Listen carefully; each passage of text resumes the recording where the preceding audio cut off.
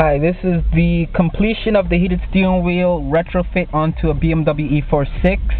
Everything's done, wired. As you can see, the steering wheel is kind of, the backlights are on. The car is started. And the backlighting of the steering wheel is a little tiny bit dimmer than the rest of the dash, but it's pretty bright. The steering wheel buttons, pretty bright. I don't have no complaints about that. I was worried about that actually, because in daytime the buttons actually look a little gray. The outline of the icons is a little grayer. On the E46 wheel that I used to have, it was bright white. But you know, the buttons light up with the rest of the dash. I'm happy about that. I ran the power to the glove box. I ran the ground, actually. I talk about the ground. I ran that to the wire that lights up this little bulb in there, and I connected the ground for the heated steering wheel to that bulb. Not sure how long that's gonna last. If it's gonna last, if the ground is gonna be too much for that little bulb. I'm not sure.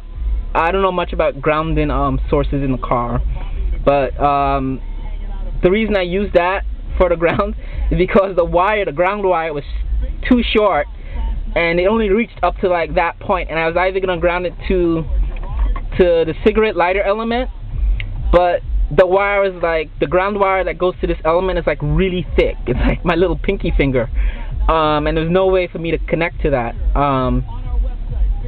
ground source using a little wire tap of the ground wire that's coming from the heated element. The power I ran to the glove box, which is still open, and let me take my fuse box down. And I did this was really lucky with this. As you can see, the wire is right there. I tapped it into, there was a free open fuse in slot 4, and I put a 10 amp fuse on that. Used a female spade connector. You have to pretty much pull this all the way down and push it in the back, using like either a paper clip or something really hard to push that wire. You can see there that black wire going into there, and it comes out the front. For me, it was really easy. It wasn't like, it took like a minute. I anticipated this being like maybe 30 minutes of like effort, but this fuse box actually comes way down, and I was lucky enough to just get my finger and the paper clip back there to push that in. On the DIY, I showed pictures of the female spade connector that worked. On this tapping into this fuse box, and that's that. Just leave that open and come back to the steering wheel. Sorry for that annoying music there. So when the wheel is on, let me close my glove box. That light is bright. So when the wheel is on, the LED indicator lights up right there to let you know the wheel is heating up. Hopefully nothing blows up in my car, because this is it got everything installed like maybe 2 minutes ago, and I noticed the wheel was heating up, and the LED indicator was letting me know that the wheel was heated. I could feel the heat already. It warms up really quick. My car does not have heated seats. My girlfriend's car, Mercedes-Benz C-Class 2010 model, has heated seats, and I really don't like heated seats. It takes a long time to heat up, and by the time the seats heat up, I mean the car is already like, there's already hot air coming through the vents. It seems like it takes the same amount of time, or the seats would heat up and just get too hot, and you just end up having to turn them off.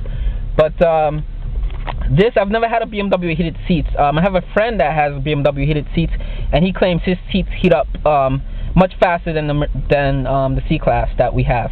But this wheel, I mean, if the BMW heated seats heats up as fast as this wheel does, then I may actually do that for my next project, installing heated seats in the car. But the wheel is warm, as you can see.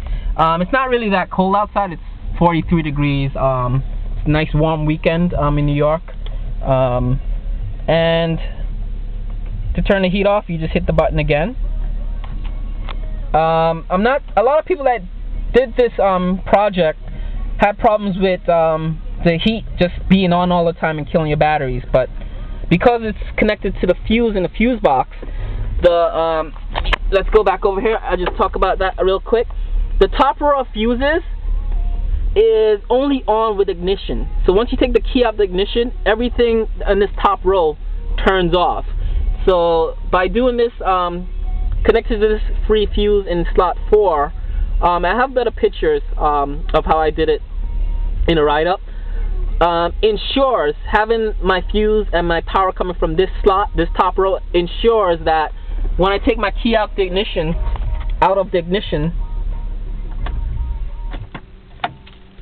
the heat comes off and there's nothing on.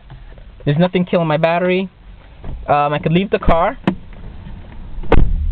and the wheel is still actually warm, which is good. And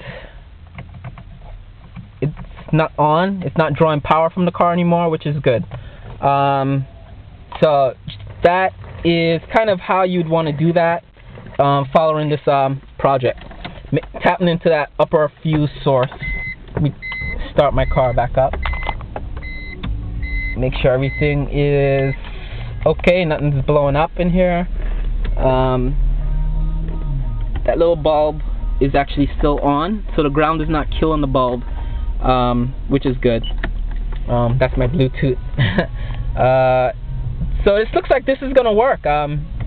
No complaints. I'm gonna take it for a test drive in a minute. And earlier in another video, I said the wheel, when I first got this wheel, is a little bit bigger by 1/4 of an inch bigger. The old E46 wheel was 14.75 inches in diameter. This wheel is 15 inches exactly in diameter.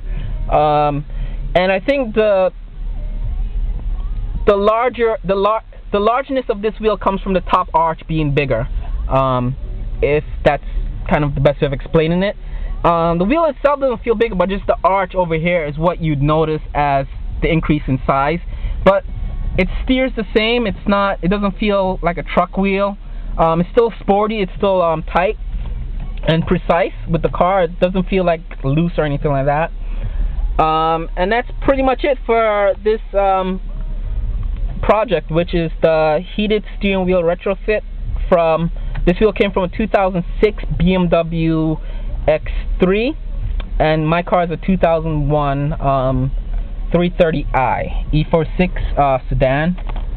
So I'm pretty happy with that, with this project. It took about I started at 11 o'clock this morning. I'm sorry, like 11:30, and right now is where's my watch? Right now is 6 o'clock, a little after 6 p.m. So it took me about 6 hours, and and that's with running in and out of the house, understanding the fuse box and everything. So,